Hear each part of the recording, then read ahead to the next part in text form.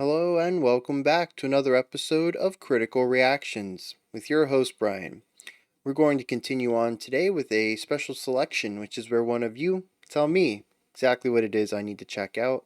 Today's comes at us from Benjamin. I'd love to see you react to the song Sleeping Ute by the band Grizzly Bear. Thanks. So let's get into this. As it says on the tin, we're going to check out Sleeping Ute by Grizzly Bear. Let's see what they're bringing to the table today.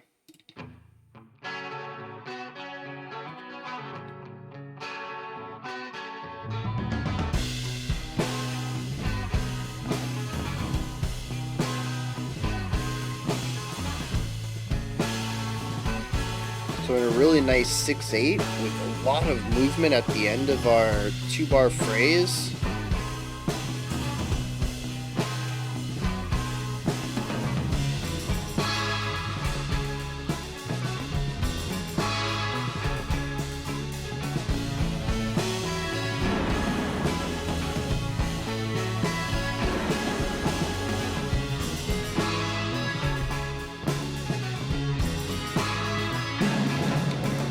Really love the use of space.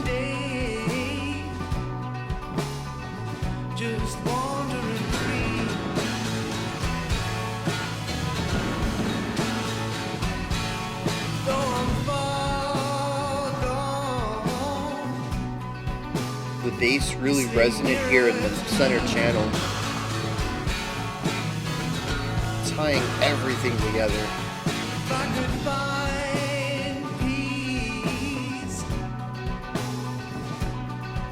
If this night leaves. It has a really nice flow to it, and then the bombastic sections come up and just really make it choppy.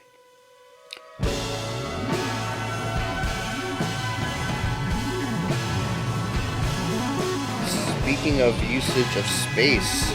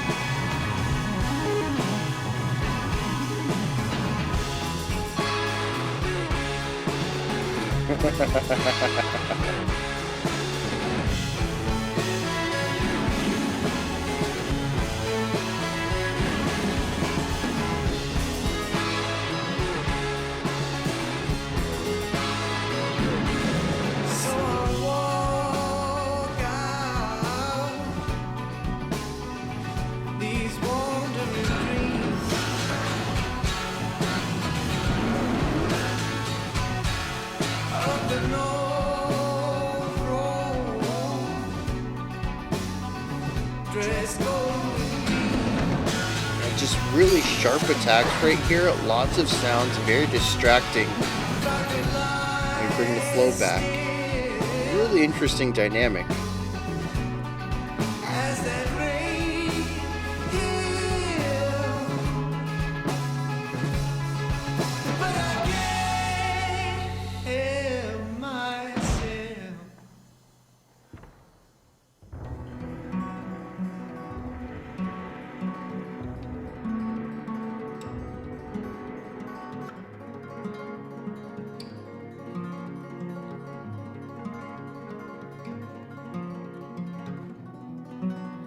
It's calm and it's clear, collapsed here on the stone, delivered to this place, a vision dark and closed, and those figures through the leaves, and that light through the smoke, and those countless empty days, made me dizzy when I woke.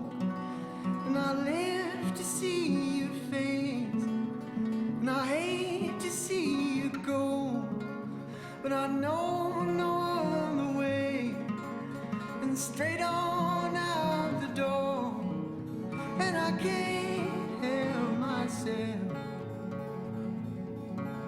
and I can't help myself,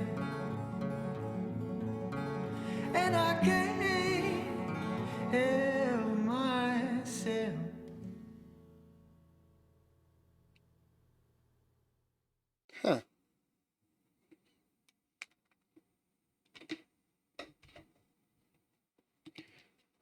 interesting direction to take that in.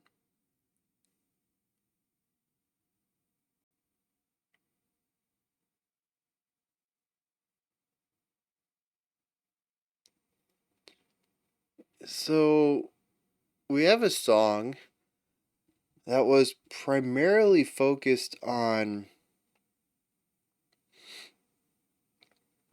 the contrast of large bombast with smaller, relaxing moments, with a heavy emphasis on spatial placement of instruments.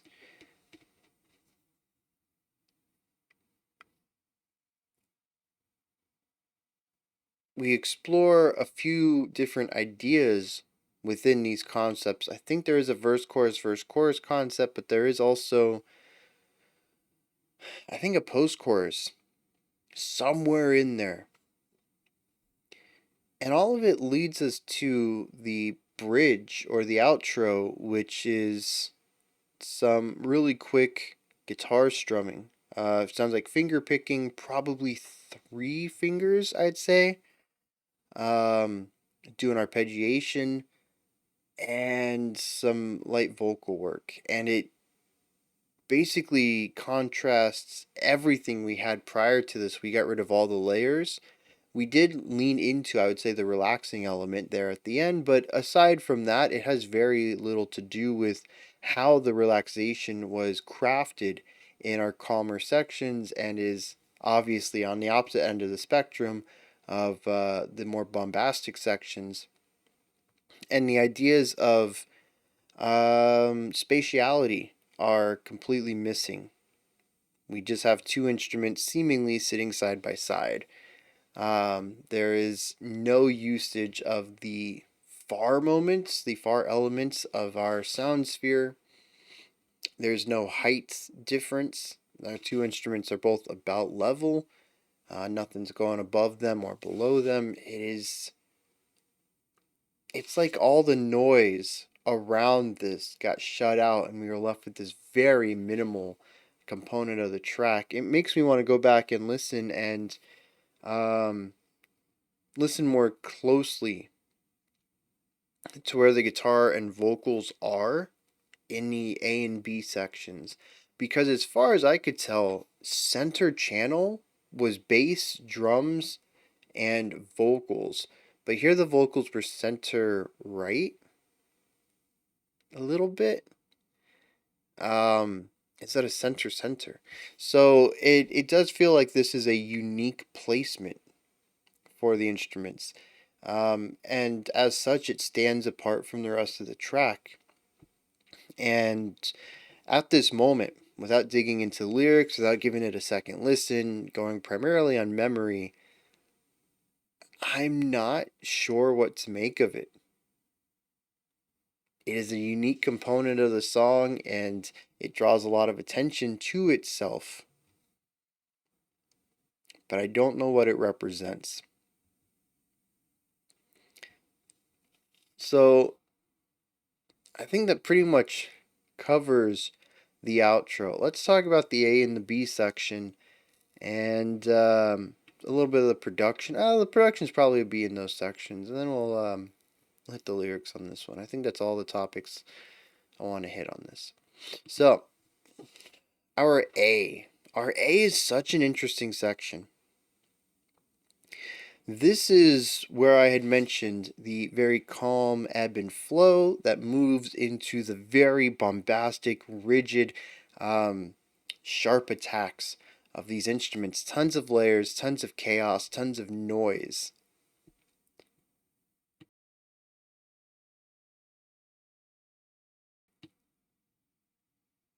What does it mean though? And I think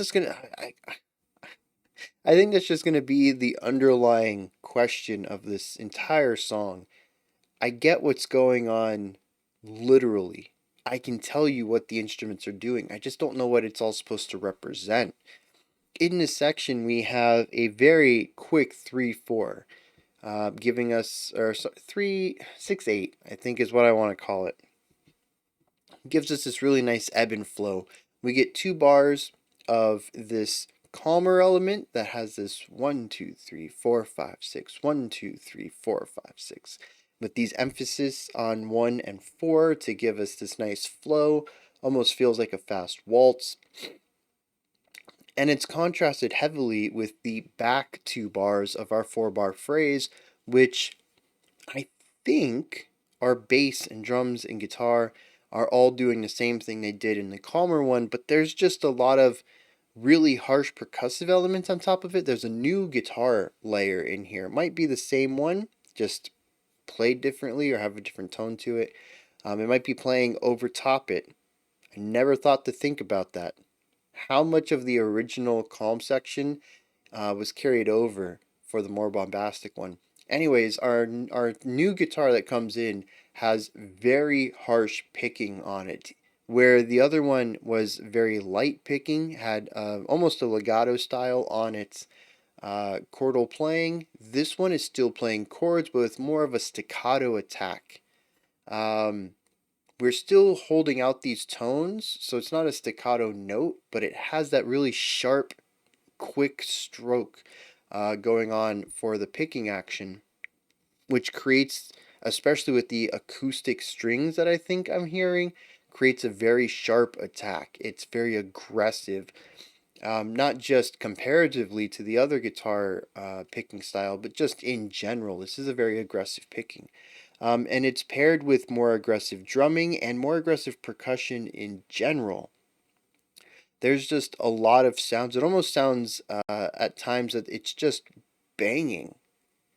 I'm not sure if this is hitting an instrument itself, uh, or if it's just hitting, making noise with the table, hitting a table or something. But it's just these really loud, banging percussive elements with these really sharp guitar tones, and the banging is everywhere. I remember some of it being center right, but there's also like it bounces around, it goes to the left too, and it's kind of like being in a pachinko machine and just hearing this sound, these bangs, these things. I mean, I don't think pachinko balls and those little pegs make a bang sound, but I think you get the idea, right?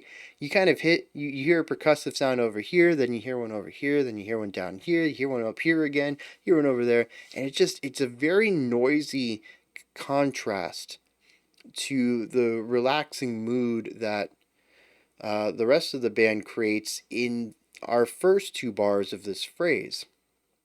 And this is what we bounce between: relaxation, noise, relaxation, noise. Um, and I'm just not sure what to make of it. It could mean a lot of things, but none that I'm really picking up on as being a strong signifier. Now, what I think is really interesting is that in the noisy section, I hear the noise. I can tell you exactly what the guitar strings sound like. I can tell you what the percussive elements sound like. I don't know what the bass is doing here. I don't remember vocals.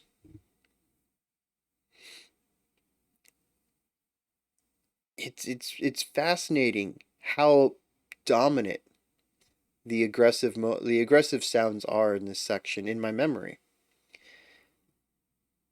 So I think it's interesting to contrast that with what the bass and drums are doing in our calmer section. Our bass actually has this really beautiful melodic line that doesn't fit directly within this 2-bar phrase idea. Rhythmically, it is on a 2-bar loop, but pitch wise, it is not. And we actually go through this really nice, I'd say like a 16-bar phrase here. Because we do light, heavy, light, heavy, light, heavy, light, light. That's 8 groupings of 2 bars. Yeah, about a 16-bar phrase, I suppose.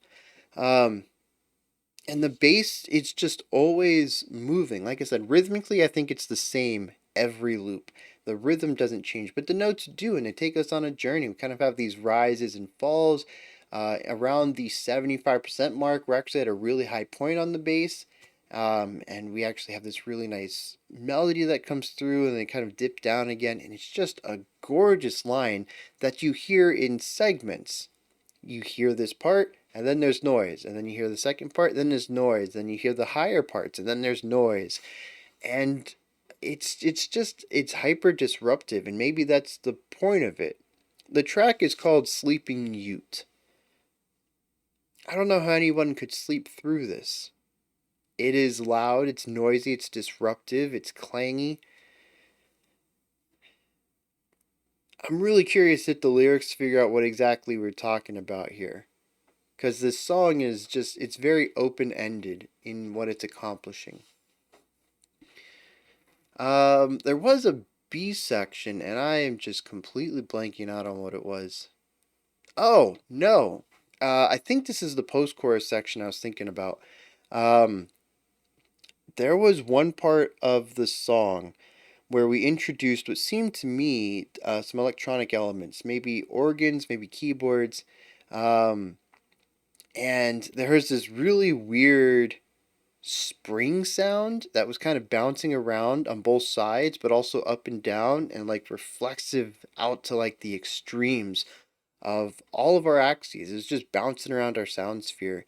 And it was followed up by a few other different types of electronic sounds. And once again, it just kind of came off to me as noisy, but in a different way than the percussive moment in our verse. This comes off in just a hyper layered, complex type of noise.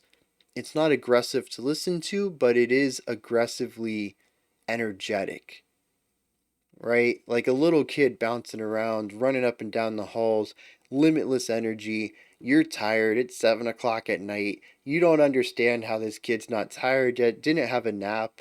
Went out and took them to the park. They ran around there, and they're still running around. That's the type of aggressive movement I get from all these electronic elements. It doesn't have bad intentions, but it's still aggressively energetic. And in that way, it comes off as very noisy. Definitely something that would wake me. And I think that's the thing I keep coming back to, is that this song is divided between whether it wants to lullaby me to sleep or wake me up as an alarm. And I think it's really interesting that it ends up landing on a style that is neither. There's a lot of momentum and movement to it. We have that constant eighth note, 16th note, multi-finger picking going on the guitar, but it's a soothing melody. We have the soothing vocals alongside it. It's I don't know. I don't know. I think it's always good to say I don't know when you honestly don't know what's going on. And like I said, I could talk about this all day about literally what is happening.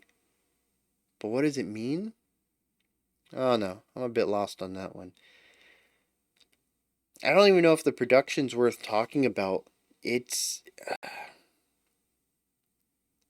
it's not as clear as I would like. It feels old. There's something about the production that just has a more of an older feel to me, maybe like 70s. Not in the production techniques.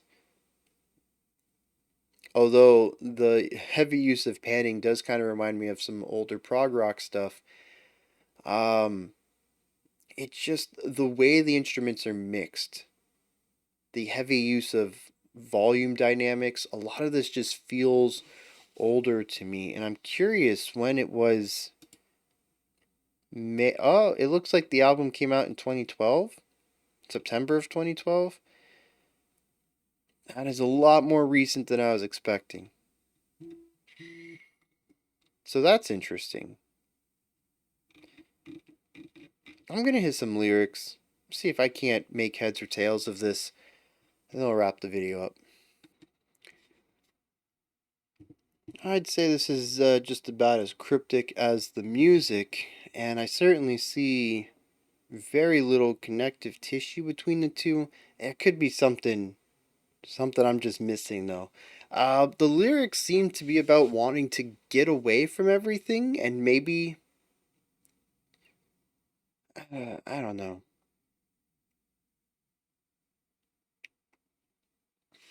We do have a verse, chorus, structure that leads into the outro. The verse says, I dream the long day, just wandering free, though I'm far gone, you sleep nearer to me. It is not the only time that an other is spoken about.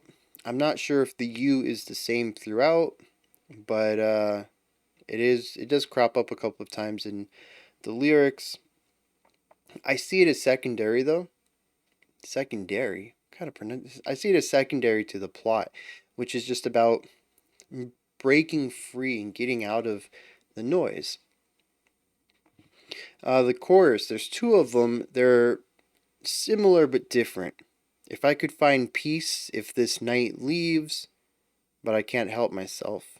The second time around says, if I could lie still as that great hill, but I can't help myself. Almost as if saying that, I could find peace of some sort, but I keep getting in my own way. And so verse 2 says, so I'll walk out these wandering dreams up the north road, dressed gold and green. Almost as if saying, I can't find peace here, so I'll leave. I'll take the road north and see what lies out there. The outro leans into this. There's elements of feeling dizzy and lost, and the last thing we hear is, I live to see your face, I hate to see you go, but I know no other way than straight out the door. I can't help myself. And that's what it seems to be, that when they're here, it's just noise, it's chaos, it's dizzying. There's empty days in their life. They don't feel like they're going anywhere. And so instead of trying to fix here and address the problems and make here livable for them, all they know is to leave, to get away from it all. There isn't really a feeling here of the back and forth, though. I'm really curious what's going on in our verse with that. Musically, we have, the chill and the bombast, the relaxation and the noise. And I mean, I guess I can kind of see that here, maybe. But they seem too separated for that, right? The noise certainly represents whatever here is, wherever that is. And the calm is the hope for peace, maybe? And then maybe the guitar and vocal outro is them leaving and finding peace on the road? Maybe? And the dreams are always interrupted by reality? I don't know. I feel like I'm stretching it a bit there.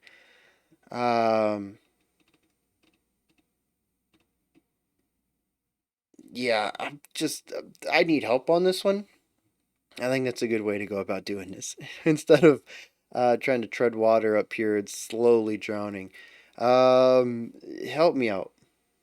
Did you hear anything in the music that I missed? You got a different perspective on things, a different read on the music or the lyrics? Let me know. Help me out. Put those ideas down in the comment section. These are my thoughts on Grizzly Bear's Sleeping Ute, and they're very unfocused. When you're done commenting, head up into the description box. In there, you'll find a link to Linktree. Takes you here. You can find links to my music, ways to support the channel, how to get to the Discord server, and so much more. Above that, if you could, like, subscribe, and ring the bell. I greatly appreciate all three. Alright, that wraps it up for today. I'll be back tomorrow, 5 p.m. Eastern Standard Time, 10 p.m. UTC. As usual, we'll continue on with this week's theme and explore another special selection. Until next time, remember to be critical, not cynical, of the music you listen to, and have a fantastic morning, afternoon, or evening, whenever you choose to watch my videos.